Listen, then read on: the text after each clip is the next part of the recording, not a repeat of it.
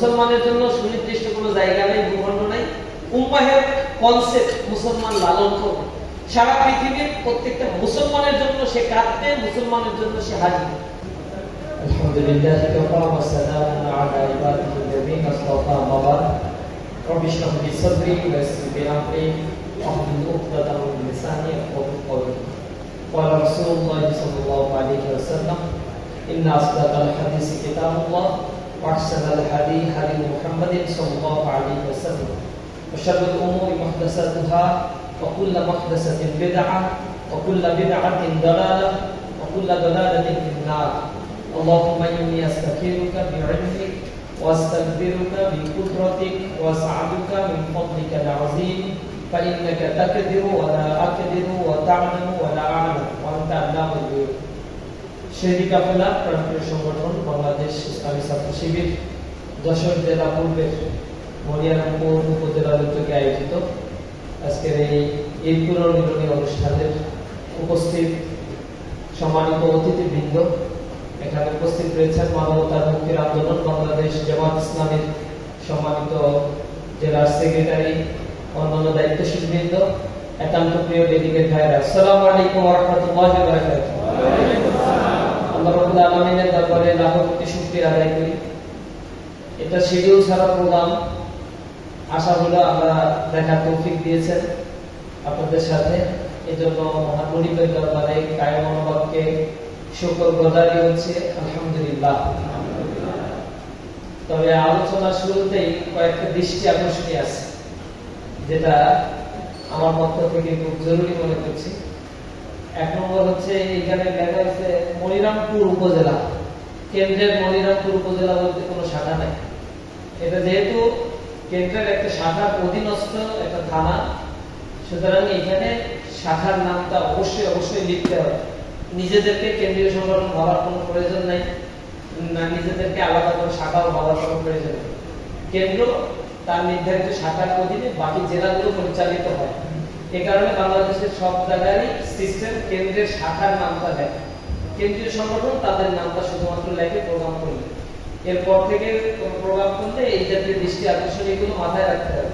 এখান থেকে মানে একটা জাতীয়তা মানসিকতা তৈরি হয়, সাজাতিকতা, আঞ্চলিকতা, এবং এটা একটা বড় ধরনের রোগ, যে রোগে আক্রান্ত হয়ে আমাদের সংগঠনের রুট লেভেল নষ্ট হয়ে যায়।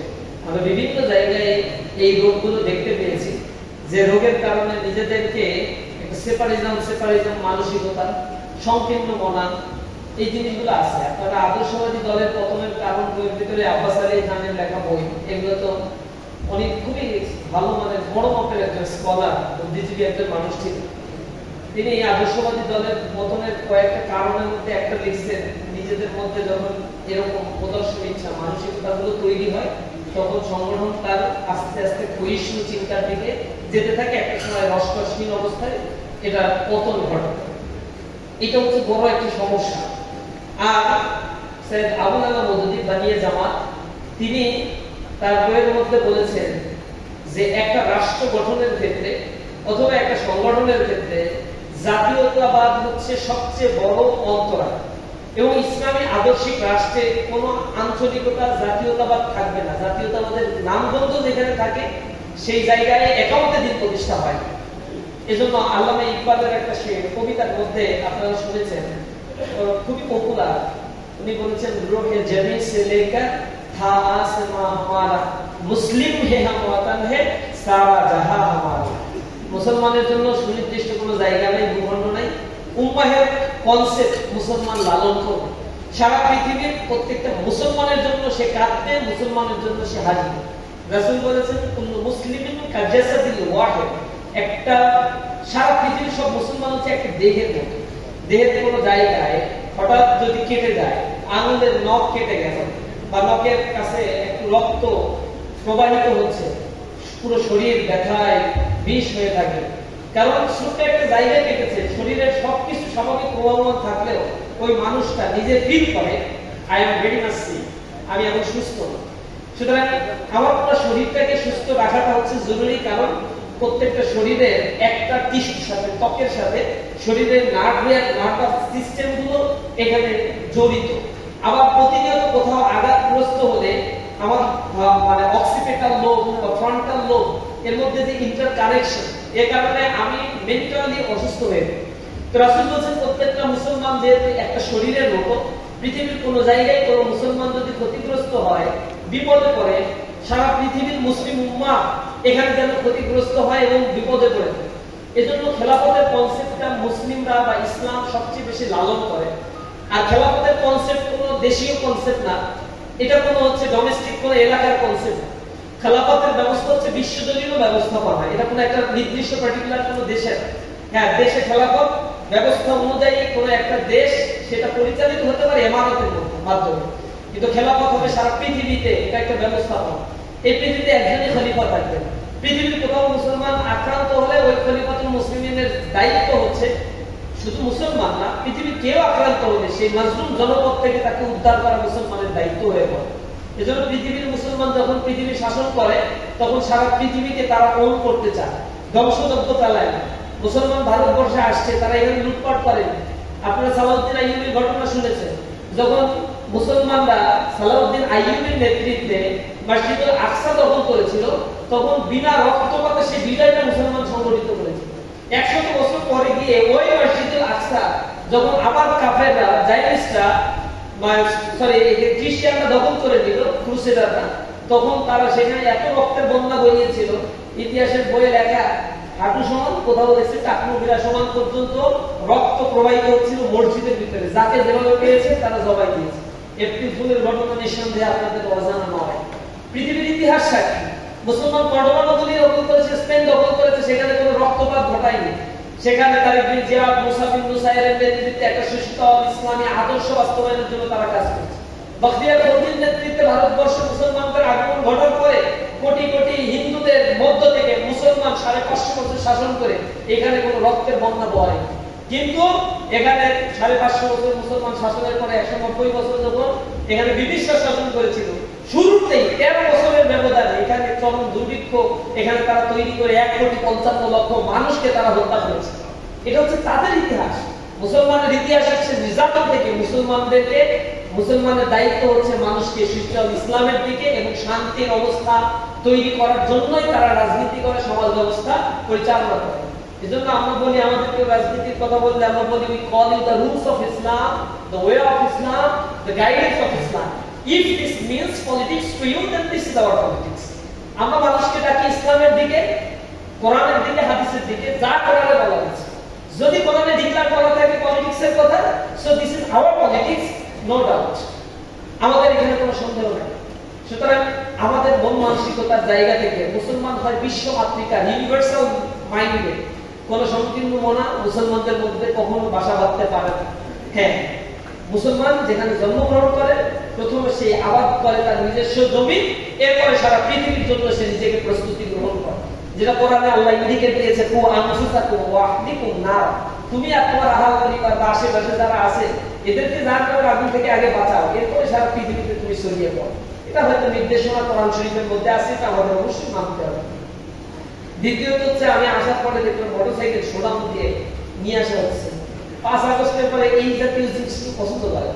সে ফর এক্সাম্পল, আপনি রাস্তায় বাজার করতেছেন, আর বিএনপির কোন নেতা আগমন উপলক্ষে 20টা মোটরসাইকেল চালায় আসলো স্লোগান দিতে দিতে, আশেপাশের মানুষেরা খুব তুলোধুনি দেয় না, পজিটিভ বলে না নেগেটিভ বলে, যে না বাবা বিএনপির একটা কত বড় নেতা আসছে, হ্যাঁ ঠিক আছে এরা ভালো কাজ করছে, না এটা বলেন। বোধ করি এই জেনারেশন এটা পছন্দ করে। This was the oldest politics in our country, but we are now in a new era, new generation. So you have to change your systematic approach. What types of approach are accurate in the general people right now? What is the dissertation of general student right now? You have to have analyzed that point. এই জায়গাটা আমরা যদি ধরতে না পারি, ছাত্ররা এখন কোন জিনিসটা অ্যাকসেপ্ট করছে। আমরা ইউনিভার্সিটিতে গিয়ে বড় মজলিসে ছাত্রদের জিজ্ঞাসা করছি, ছাত্র শিবির কালকে বড় শোডাউন দিয়ে তাদের কর্মসূচি জানান দিক, তাদের উপস্থিতি প্রতিদিন মিছিল করুক, আপনারা কি এটা চান? তারা বলছে না, এটা আমরা চাই না। আমরা বলছি মেজবানির আয়োজন করি, পছন্দ করেন? হ্যাঁ। ইফতারির আয়োজন করি, পছন্দ করেন? হ্যাঁ। মেডিকেল টিমের আয়োজন করি, পছন্দ করেন? হ্যাঁ। আমরা আপনাদেরকে ফ্রি বৃত্তি প্রকল্প চালু করে দিই, পছন্দ করেন? হ্যাঁ। আপনাদের বিদেশে পড়াশোনার জন্য সহযোগিতা করি, পছন্দ করেন? হ্যাঁ। সব পছন্দ করেন, একটু মিছিল করতে পারবো না? বলে না না না, এটা করবো। আতঙ্ক, আমরা ভয় পাই। তারপরে এর আগে এই মিছিল করে আমাদেরকে আলাদা করা হয়েছে, মিছিল করে হলে আমাদের অধিকার থেকে বঞ্চিত করা হয়েছে, মিছিল করে টেন্ডারবাজি করা হয়েছে, মিছিল করে চাঁদাবাজি করা হয়েছে, মিছিল করে শক্তির জাগান দেওয়া হয়েছে, মানুষের কন্ট্রোল করা হয়েছে। এগুলো এখন আর আমরা পছন্দ করি না। যে করতে আসবে তাদেরকে আমরা বিদায় করি। অ্যাবসলিউটলি আপনি যদি করেন in the name of Islam, so it also defected, এটাও অ্যাকসেপ্টেবল। আপনি যে করবেন নতুন রাজনীতি, নতুন ভাবে, নতুন সমাজ ব্যবস্থা গঠনের জন্য। আমি আলী রাদিয়াল্লাহু তাআলার জীবনী পড়েছি, আমি সাহাবা আজমাইন, আইমায়ে মুজতাহিদ এবং সাহাবা সালেহিনদের শতবর্ষী জীবনী পড়েছি। তাদের হয়তো মক্কা বিজয়ের পরে সিনারিওটা ছিল সাধারণ মানুষ নেমে গেছে, যেমন 5 আগস্ট নেমেছে। That was absolutely different scenario. কিন্তু ইন আ নরমাল সেন্স রাসূল কোথাও গেলেন আর মিছিল দিতেন, এরকম কোনো হিস্ট্রি পাওয়া যায় না। ইভেন আলী রাদিয়াল্লাহু তাআলা রাস্তায় একদিন হাঁটছেন, পিছনে কিছু সাহাবা, আলী রাদিয়াল্লাহু তাআলা বলছেন কোন নেতার পিছনে তোমরা এইভাবে হাঁটবে না, তাহলে নেতার মধ্যে অহংবোধ জন্মায়, খবরদার আমার পাশে দাঁড়াও বা সামনে দাঁড়াও। ঘোড়ায় যখন তারা চড়তে, তখন এরকম হয়েছে হঠাৎ করে আলী রাদিয়াল্লাহু তাআলা লাফ দিয়ে একটা ঘোড়া থেকে, তেজস্বী ঘোড়া থেকে নেমে পড়ছে। আশেপাশের মানুষ জিজ্ঞাসা করছে, আপনি ঘোড়া থেকে নেমে পড়ছেন, হাত আঘাত লাগতে পারতো না? তখন আলী রাদিয়াল্লাহু বলছে, না, যে ঘোড়ার উপরে আমি বসেছি তার মধ্যে এক অহমিকা বোধ আমি দেখতে পেয়েছি। সে যেভাবে ছুটছিল এই ছোটার কারণে আমি মনে হচ্ছে যে আমার ভিতরে একটা বলত্ব চলে আসতে পারে, সুতরাং আমি নেমে পড়ছি। যে গাড়ি খুব দ্রুতগামী হয়, দ্রুত চলে, এই জায়গা থেকেও আমরা কেন্দ্রের নির্দেশনা, ঈদের আগে শাখা সভাপতিকে নির্দেশনা দেওয়া হয়েছে, হেলমেট ছাড়া কোনো গাড়ি চলবে না। গত বছর 16 জন থানা সভাপতিকে আমরা হারিয়েছি রিকলেস ড্রাইভিং এর কারণে, হেলমেট ছাড়া। আমরা তাদেরকে শহীদ বলতেছি, সংগঠনের কাছে গিয়ে শহীদ হয়েছে, নির্দেশনা মানে না, শহীদ হইতে পারবেন না। নির্দেশনার বাইরে গিয়ে আহত হইলেও মর্যাদা পাওয়ার কোনো সুযোগ নেই। কেন্দ্র বলে দিচ্ছে হেলমেট পরবেন, নিরাপত্তা নিশ্চিত করবেন, আপনি ভাব দেখাচ্ছেন সংগঠনের গাড়ি, এটা আপনার নিজের পকেটের টাকা, এটা কেনা নেই গাড়ি, এটা তেল খরচটা আপনি দেন। অযাচিত কাজে গাড়ি নিয়ে করেন, আমার উদ্দারিতা সুস্পষ্ট খেয়ানত করছেন। বুখারী শরীফের ভিতরে আল্লাহ রাসূল বলেছেন, যারা আমার উদ্দারিতা নাই তার ঈমানই নেই। আপনি কি করতেছেন? কোন আন্দোলন করতে আসছেন? অন্য রাজনৈতিক দল দিয়ে যদি আপনি প্রভাবিত হন, তাহলে কোন নতুন বন্দোবস্তের দিকে জাতিকে আপনি ডাকছেন? জাতিকে আপনি কি মেসেজ দিতে চান? মানুষ আপনাকে দিয়ে কম্পেয়ার করতে চায় যে এটার নাম হচ্ছে ইসলাম। সুতরাং এই শোডাউন টোডাউন এগুলো আপাতত বন্ধ করতে হবে। নির্বাচনের শোডাউন জাস্ট ডিফারেন্ট ইস্যু, এটা দেখাইতে হবে, ঠিক আছে? একটা নেতা আসলে শোডাউন দিয়ে বড় করে মোটরসাইকেল চালায়, সামনে দেখতে হবে, পিছনে দেখতে হবে, স্লোগান দিতে হবে, মানুষের ডিস্টার্ব করতে হবে, স্বাভাবিক গাড়ি চলাচলে বাধা দিতে হবে, এটা তো আমাদের কোনো নর্মসের মধ্যে পড়ে না, ইসলামের কোনো নর্মস। বলবেন এটা আগে ছিল ভাই 9 সালে 10 সালে, আমরা জানি না। আগে আমরা এগুলো আপনাদের সাথে আমি কম দেখি না, আমি 17 বছর ধরে সদস্য, আমি 8 সাল 7 সাল 6 সাল এগুলো দেখছি। হ্যাঁ, এগুলো ছিল এখন আর চলবে না। এখন নতুন করে নতুন চিন্তা ভাবনা আপনাকে আমাকে করতে হবে। যে জিনিসগুলো সিদ্ধান্তের বাইরে, সেই জিনিসের কোনো বরকত নাই। আমরা মানুষের সাইকোলজি স্টাডি করার চেষ্টা করি, আমরা নতুন জেনারেশনের পাস্ট স্টাডি করার চেষ্টা করি। পরিবর্তিত সমাজে সময়ে কিভাবে চলতে হবে, পরিবর্তনের সাথে সাথে তাল মিলিয়ে আমাকে চলা দরকার। এই নির্দেশনা যে মানবেন না, আমরা কিন্তু কঠিন ব্যবস্থা তাদের দরকারে নেই। আজকে দেখলাম কতগুলো মোটরসাইকেল, আমি সেগুলোর নাম্বার লিখে রাখছি, থানা সভাপতি, জেলা সভাপতিকে বলছি ব্যবস্থা, এগুলো আমি দেখব। এখানে আপনারা হেলমেট পিছনে বাধা, হেলমেট পরতেছেন না। কয়দিন আগে 2জন অ্যাক্সিডেন্ট করে আমাদের ভাই মারা গেছে। এইভাবে যদি আপনারা নিজেদের জীবনকে নিজেরা নষ্ট করেন, হ্যাঁ আল্লাহ হায়াত আল্লাহর কাছে, তো চেষ্টা করবেন না। আল্লাহ রাসূল বলছে চেষ্টা না করে একেবারে সব ছেড়ে দিতে, বকরি ছেড়ে দিয়ে তারপর আল্লাহর কাছে চাইতে, বেঁচে রাখতে হবে। একেবারে গাড়ি চালানোর ক্ষেত্রে আপনি তো মারা গেলেন, আপনার জীবনের মূল্য নাই, আপনি সেটা দেখাই দিলেন, ঠিক আছে আমরা মানলাম। তো সংগঠনের মোটরসাইকেল আছে ভাঙলো, এটাতে একজন ভাইয়ের টাকা কষ্টার্জিত টাকা, এটা কি ওই জায়গাটা আপনি কোনোদিন দেবেন? এরপরে আপনার চিকিৎসার জন্য যে খরচটা দরকার হয়, সেই খরচটা তো বলবেন যে ভাই আমি এরকম কাজ করতে গিয়ে এই শিকার কেন্দ্রও দেবেন টাকা না, তুমি নির্দেশনার বাইরে বসে। হ্যাঁ, হেলমেট টেলমেট ছিল, সব সিকিউরিটি ছিল, আহত হয়েছে আলহামদুলিল্লাহ। তখন আমাদের সে নাই যে না, আল্লাহ এটাই চাইছেন আপনার পক্ষ থেকে। কিন্তু আমাদের অসতর্কতা আমাদের সংগঠনের সম্পদকে যেন কোনোভাবেই নষ্ট না করে।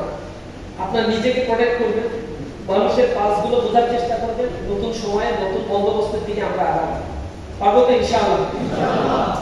দ্বিতীয় হচ্ছে আজকে যশোরের এই 3 নম্বর প্রোগ্রাম, তো আরো 2টা পুনর্নির্মিতে ছিলাম, উপজেলা ভিত্তিক থানায় থানায় প্রোগ্রামগুলো হচ্ছে, এটা আমার মধ্যে অনেক আশা সঞ্চার করছে।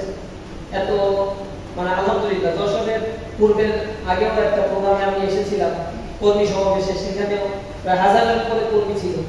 তো আল্লাহর শুকরিয়া যে এরকম সক্ষম শাখা হাতে গোনা আমাদের মধ্যে কিছু আছে। জেলা শাখার ব্যাপারে বলছি, মহানগর শহর সদস্য শাখার মধ্যে আছে। জেলা শাখার মধ্যে হাতে গোনা 20-25টা শাখার মধ্যে আপনারা খুব ভালো পারফরমেন্স এখানে আসছে। তো যে জনশক্তিগুলো এখানে আসছে, যাদেরকে আমরা এখানে অ্যাকোমোডেট করতে পারছি, তাদের প্রশিক্ষণগুলো নিশ্চিত করতে হবে। কারণ গণজোয়ার যেখানে হয়, এখানে এমপি ক্যান্ডিডেট বা সাবেক এমপি আমাদের এখানে আসে, তার জনপ্রিয়তার কারণে এখানে অনেক সাধারণ মানুষ এসে ফিরে যায়, এটা আমরা জানি। অনেকেই জামাত ইসলামী, ইসলামী ছাত্র শিবিরকে পছন্দ করে, তো গণমানুষের সংগঠনই এইখানে। আমরা যদি টপ লিস্ট করি যে জামাতের একেবারে কলাগাছ দ্বারাই দিল যে এখানে জিতে আসবে, সেই তালিকা কোথায় কোথায় তারপর দেখতে হচ্ছে একটা তালিকা হাতে গোনা এরকম 30-40টা জামাতের জায়গা আছে, তো চোখ বুঝে বলা যায় যশোরে। আর যশোরের হিস্ট্রি তো আজকের না, এগুলো আমি ইতিহাস পড়ছি যে স্বাধীনতার আগেও এখানে চমৎকার একটা পরিবেশ ছিল, এখান থেকে বারংবার জেতা সুযোগ হয়েছে। এবার আওয়ামী লীগের সময় চোখে চোখ রেখে এখানে চলার অভিজ্ঞতা আছে। সেখানে এমন একটা জমিন আল্লাহ রাব্বুল আলামিন আমাদেরকে দিয়েছে, জমিনটা আদর্শ দিয়ে চাষাবাদ করতে হবে। এই যে একটা মানে সুন্দর পরিবেশ আল্লাহ রাব্বুল আলামিন আমাদের দিয়েছে। 5 আগস্টের আগেও আপনারা খুব স্বাভাবিকভাবে এই অঞ্চলে কাজ করেছেন। জুলুম নির্যাতন ছিল, যশোরের জুলুম নির্যাতন তার বলার অপেক্ষা রাখে না। আলহামদুলিল্লাহ এর মধ্যেও যে আপনারা টিকেছিলেন 5 আগস্টের পরপরই জনশক্তি প্রত্যেকটা থানায় থানায় যেভাবে অ্যাকোমোডেট করা সম্ভব হয়েছে, এটা নিঃসন্দেহে অনেক বড় একটা ব্যাপার। কেন্দ্রীয় সংগঠনের পক্ষ থেকে আপনাদেরকে এই কারণে আমরা মোবারকবাদ জানাই, ধন্যবাদ জানাই। দ্বিতীয়ত হচ্ছে আমাদের প্রত্যেকটা ওয়ার্ড, ইউনিয়ন, উপজেলা পর্যন্ত ভালো একটা সেটআপ, স্ট্রং একটা সেটআপ ডেভেলপ করতে হবে। এবং সেটআপগুলো আমি বলছি স্টেজ ভিত্তিক দায়িত্বশীল তৈরি করে, যেমন অনার্স থেকে, ইন্টারমিডিয়েট থেকে, এসএসসি থেকে। কোন এক জায়গায় জনশক্তি আছে এক থানায় 50 জন, সবই হচ্ছে এসএসসি। পরীক্ষা হয়ে গেলে একটা খোঁজ নাই, আবার কেউ কাজ বুঝে না, আবার কেউ বুঝলেও দৌড়াইতে লেখাপড়া করতে পারে না, প্রচুর স্যাক্রিফাইস করে। যার ক্যারিয়ারই হইল না, তারপর স্যাক্রিফাইস আসে কোথা থেকে? আপনিও অনার্স মাস্টার ভার্সিটিতে পড়েন, এরপরে সংগঠন করলে যে বিসিএস না এইটা, যেমনি ভাবে আমরা এখন অনেককে বলে দিচ্ছি যে অমুক পেশা না, অমুক পেশায় যাও, এখন ইসলামের জন্য এটা দরকার, এটা এখন আমরা বসে বসে বলে দিচ্ছি। এরপরে বলছি এখন সামিয়া না ওয়াতা না, এটা হচ্ছে শুনতে চাই তোমাদের কাছে। অনেক বড় জায়গা পড়ো, ঢাকা ভার্সিটিতে পড়ো, এটা ক্যারিয়ার নিতে পারবে না, এটা না, কারণ এটা আমার প্রয়োজন, আগামী 2 বছর এটা করতে হবে। যদি এটা শুনতে পারো, তো এটার নাম হচ্ছে তোমার ক্যারিয়ার স্যাক্রিফাইস। মানে এখানে আমি সংগঠনের দায়িত্বশীলতার কারণে এটা বলছি তোমাকে। তুমি যদি এখানে শুনতে পারো, দেন তোমার নাম ক্যারিয়ার স্যাক্রিফাইস। তুমি এসে এসএসসি তে প্লাস নাও না, এইচএসসি তে প্লাস নাও না, অনার্সে কোনো এক জায়গায় ভালো সাবজেক্টে ভর্তি হইতে পারো না, এরপরে অনার্স মাস্টার্স কোনোভাবে পালি উর্দু দিয়ে পাস করে বলতে যে ভাই আমার তো অনেক স্যাক্রিফাইস আছে ক্যারিয়ারে, এর কোনো দাম নাই, এই কথা কেউ শুনবে না। অদক্ষ মানুষের কথা পৃথিবীর কেউ শোনে না, অদক্ষ মানুষের কান্নাও কেউ কোনোদিন দেখে না। মাউন্ট এভারেস্ট যারা বিজয় করতে যায়, বাংলাদেশ থেকে 3-4 জন বিজয় অর্জন করছে। Can you imagine? Can you tell me how many people they are free to conquer the Mount Everest? এটা তো আমাদের জানা নাই যে কত হাজার হাজার মানুষ মাউন্ট এভারেস্টে উঠতে গিয়ে চূড়া থেকে পড়ে গেছে, অর্ধেক পর্যন্ত গিয়ে পড়ে গিয়ে মৃত্যুবরণ করছে। এরকম তো আরো শত শত হাজার হাজার মানুষ আছে। কিন্তু আমরা তো বলি failure is the pillar of success. Failure is the pillar of success. They are failure person, so they are so much honored person. এটা কেউ বলবে না দিদি। বলে failure is the pillar of success, but you have to appear in the pillar of success. This is your target. যদি তুমি ওই pillar of সাকসেসটা ধরতে পারো, তাহলে তুমি নিজের জীবনে সফলতা অর্জন করতে পারলা। তখন মানুষ তোমার সাকসেসটাকে, তোমার ফেইলিয়ারটাকে ওন করে, তোমার সাকসেসটাকে ওন করে। টমাস আলভা এডিসনের নাম আমরা জানি না, বিদ্যুতিক বাতি আবিষ্কার করার জন্য 10,000 বার ব্যর্থ চেষ্টা করছে। যদিও তার 700 বছর আগে মুসলমানরা গ্রানাডায় বিদ্যুতের বাতি আবিষ্কার করছে, তখন হয়তো এরকম সিগন্যালিং সিস্টেম ছিল না, তাই এত তথ্য পায় নাই তারা। হ্যাঁ, তারপরেও তারাও 700 বছর পরে বিদ্যুতিক বাতি টমাস আলভার মাধ্যমে আবিষ্কার করা হয়েছে। সে যখন সফল হয়েছে তখন সবাই তাকে ভাওয়া দেয়। আর টমাস বলছে যে এই মানুষগুলো যদি জানতো এই বিদ্যুতিক বাতি আবিষ্কার করতে গিয়ে আমি কতবার ব্যর্থ হয়েছি, তাহলে আমাকে ভাওয়া দেওয়ার প্রয়োজনীয়তা এখান থেকে ফেলে দেবে। তুই তো তোমার মধ্যে এরকম অথর্ব অযোগ্য মানুষের কোনো দরকার নেই।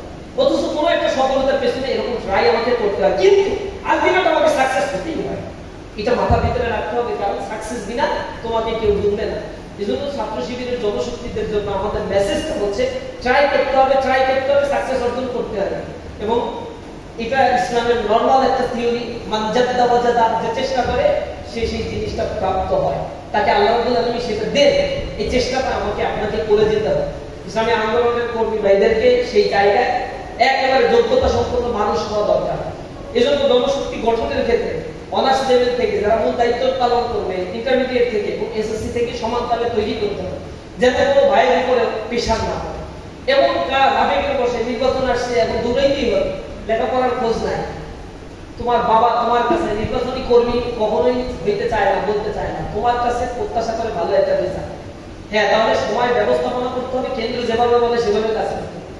কেন্দ্র নির্দেশনা কখনোই আমরা কারো ছাত্রত্ব বাতিল করে ছাত্রত্বের উপর হুমকি হবে এরকম কোন নির্দেশনা বোধ করি কেন্দ্র কোনোদিন কাউকে দেয় না।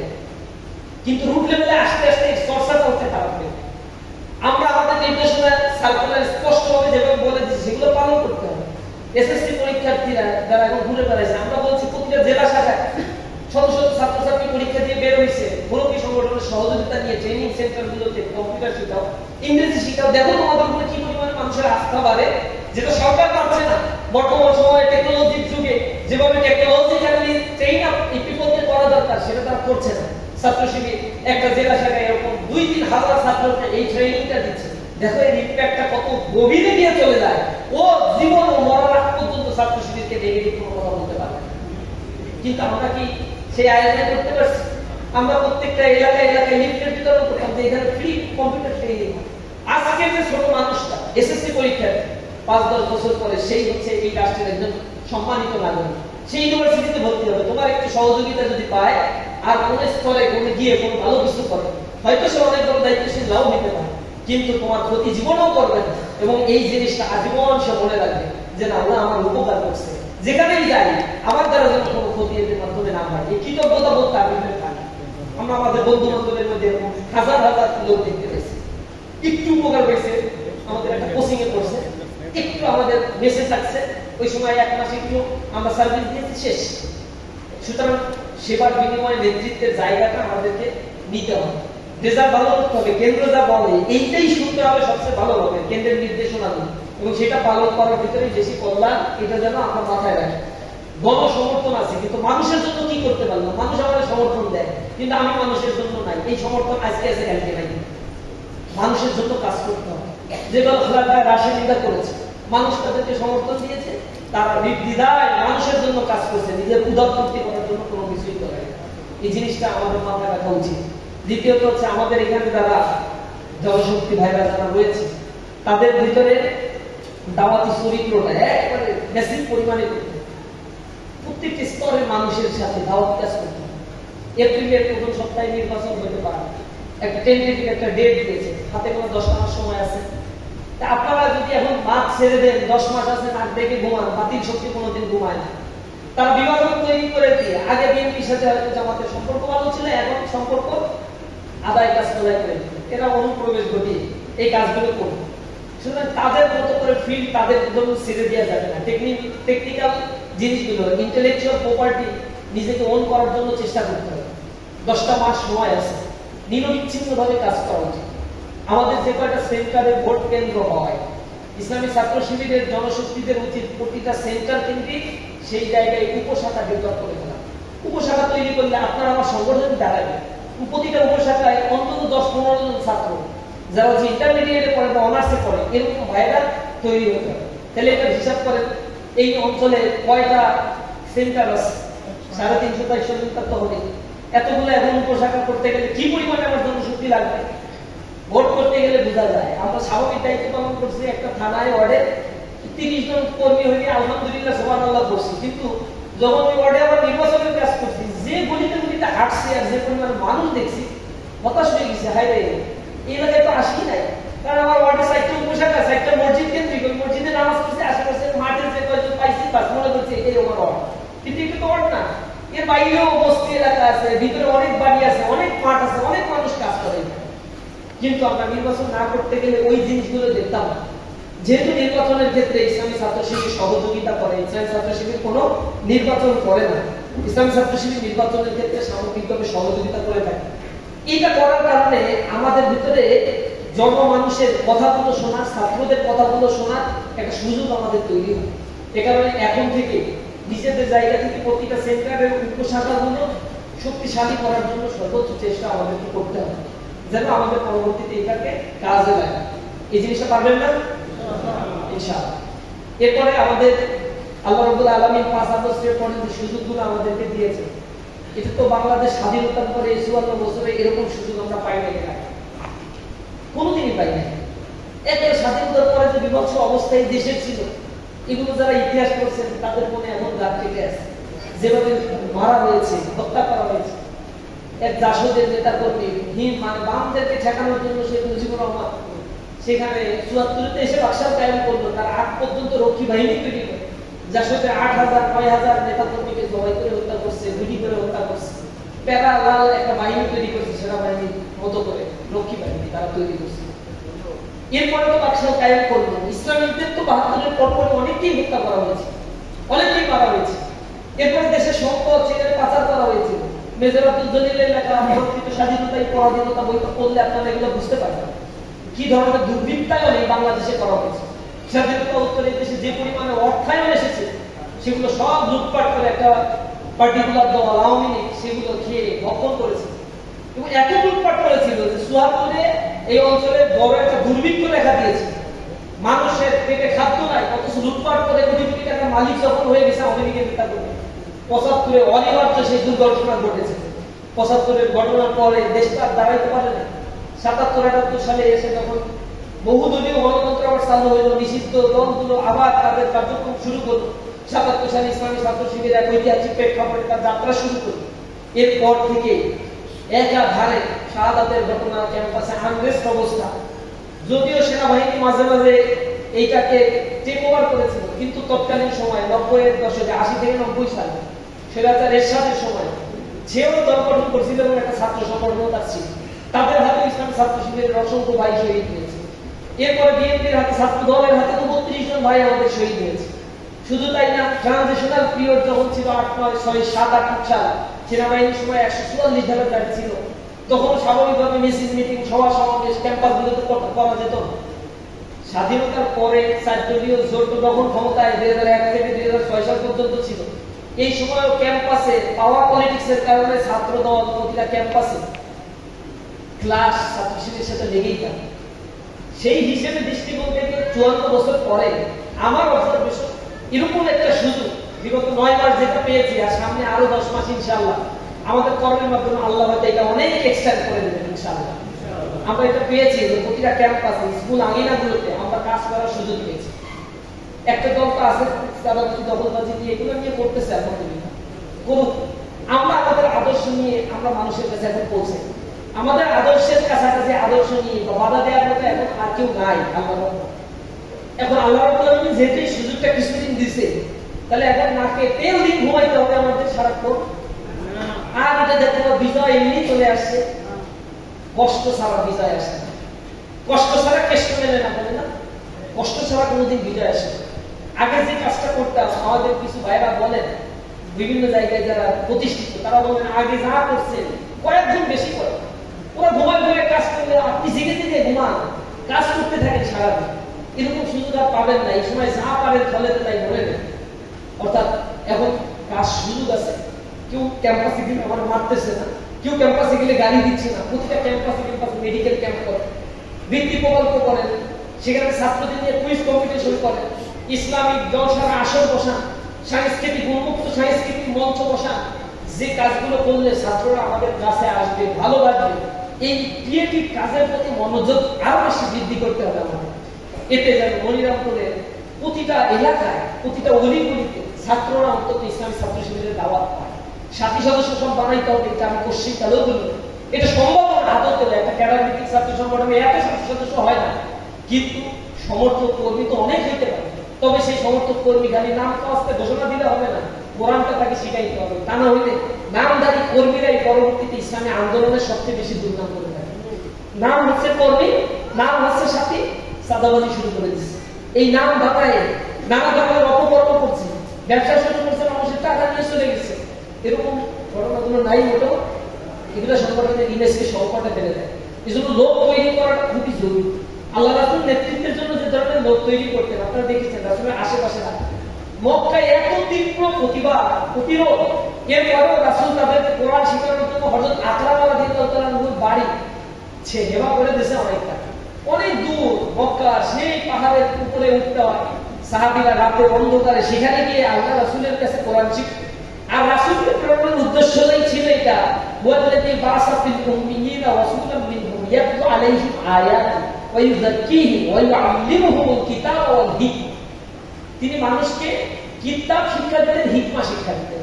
আল্লাহ বলছেন ওয়াইকান ক্বাবলিনাকে ওয়ালামিন মুবিন, অথচ এর পূর্বে এরা ছিল স্পষ্ট গোমরাহির মধ্যে লিপ্ত একটা জাত।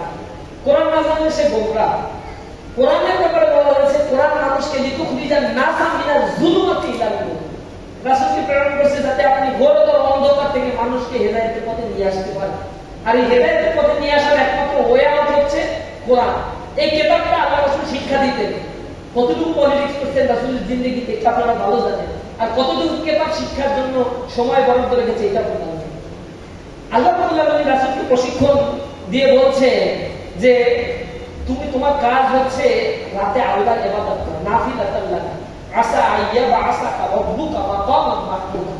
সম্ভবত এই ইবাদত করার মাধ্যমে আল্লাহ তোমাকে মাকামান মাহমুদ, সম্মানিত জায়গায় তোমাকে বসাবে। রাসূলকে বলছেন ইন্না লাকা ফিন নাহারি সাবাহান তাওয়িলা, দিনের বেলায় তোমার অনেক ব্যস্ততা থাকে।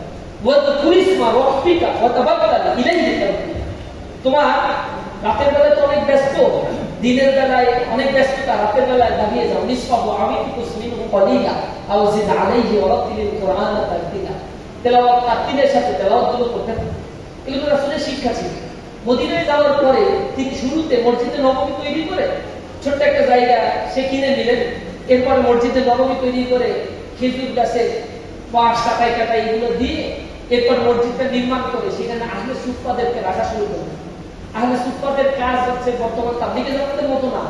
আহলে সুফফাদের কাজ এখানে থাকতো, দর্শন শিখতো, ফিলসফি শিখতো, ইসলামিক রুলস রেগুলেশনস ল এই জিনিসগুলো শিখতো, সামরিক বিদ্যা শিখতো, বিশ্বের ইতিহাসগুলো মুসলমানদেরকে শিক্ষা দেওয়া হয়।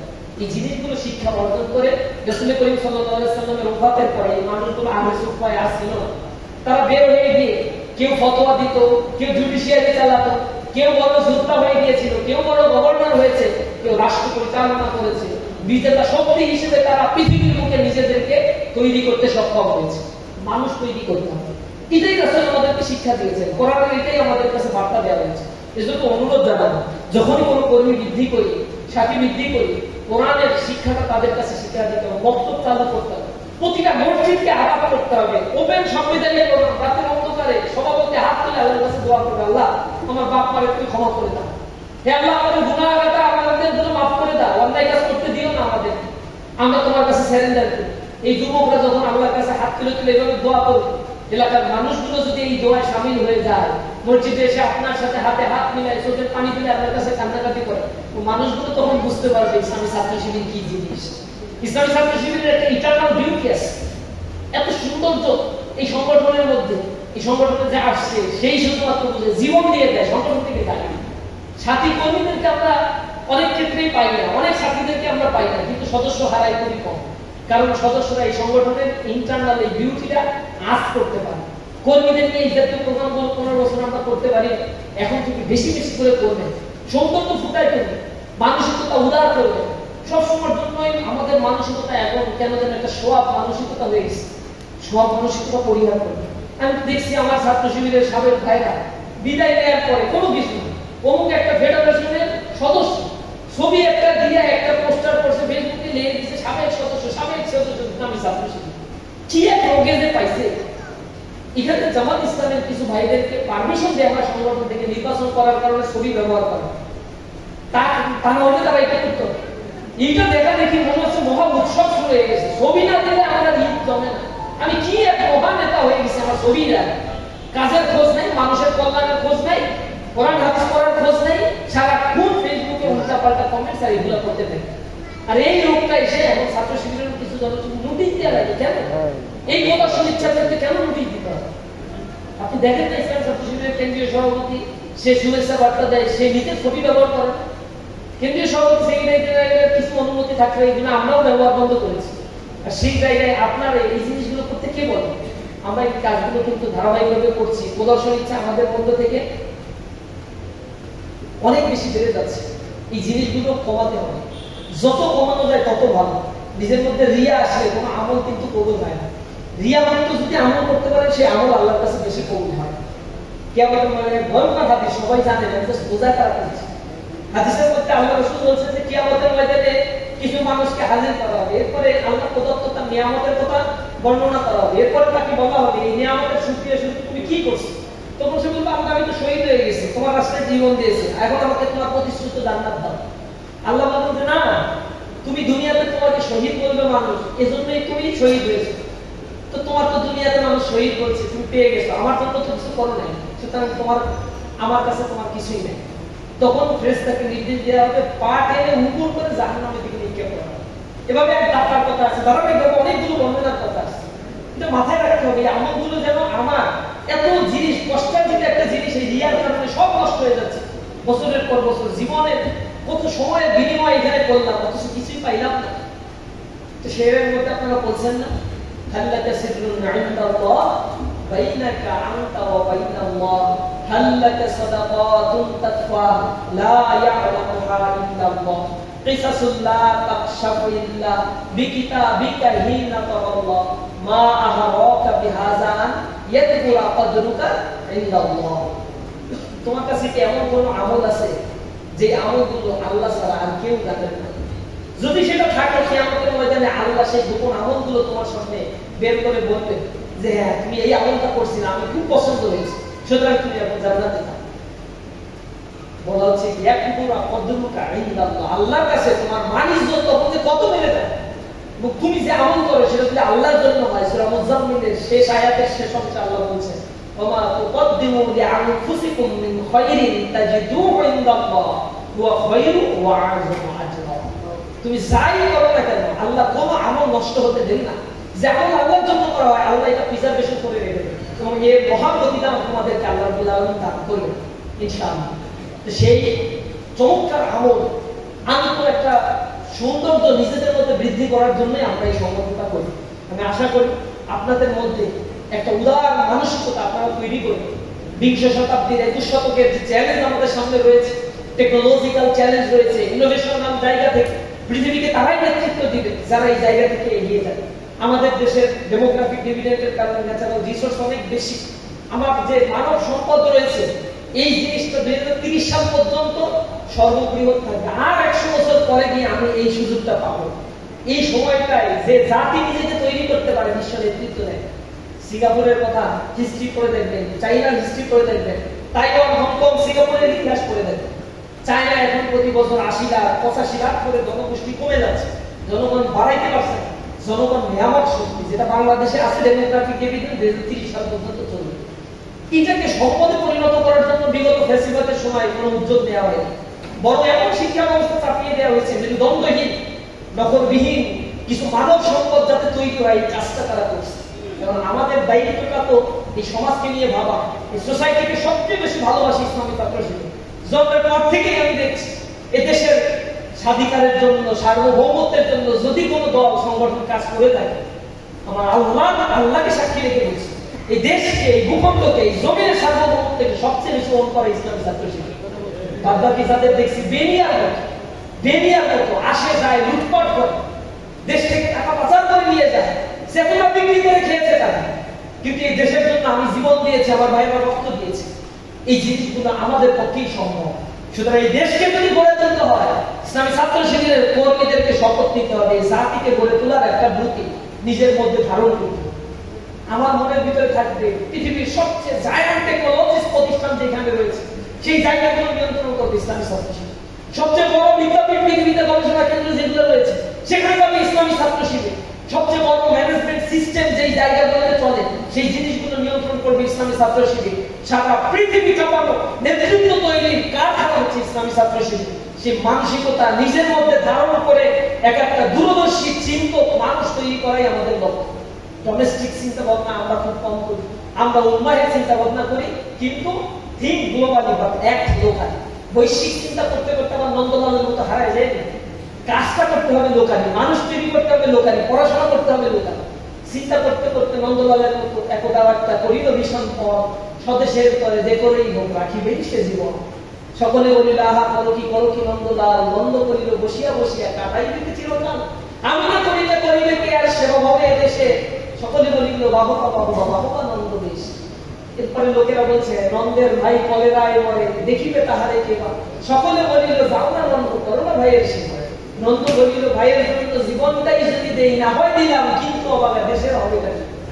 দেশের চিন্তা করতেছে, ঘরের মধ্যে খালি রুটি কলা খেয়ে খেয়ে পেট মোটা করে, ঘরের বাইরে বেরোয়, গ্লোবাল চিন্তা করে, দেশের কল্যাণ করে। নিজের ভাই কলেরায় মরে যায় না, শ্বাস রোগে যদি মারা যায়।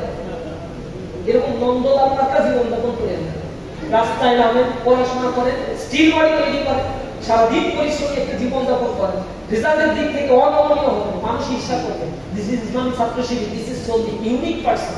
এই পার্সোনালিটির কাছে তো যাওয়াই সম্ভব। এই চিন্তা মানসিকতা নিয়ে আপনাকে কাজ করতে হবে। হ্যাঁ, অহমিকাবোধ থাকা যাবে না, সিম্পল জীবনযাপন করতে হবে, উন্নত হওয়ার চেষ্টা করতে হবে, মানসিকতাকে বড় করতে হবে।